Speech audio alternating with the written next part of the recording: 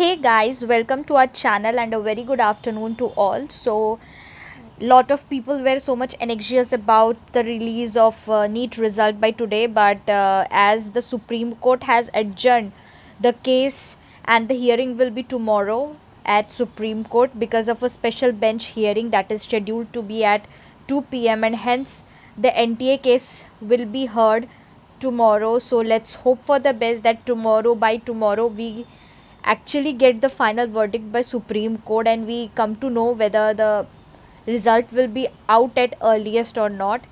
It's actually very tough, to wait for the results because it has been more than 1 month after NEET, I mean post NEET. So yeah, let's hope for the best. Stay tuned with the channel for more such updates regarding NEET UG 2021 and ICAR 2021, and do subscribe the channel and like the video. Thank you.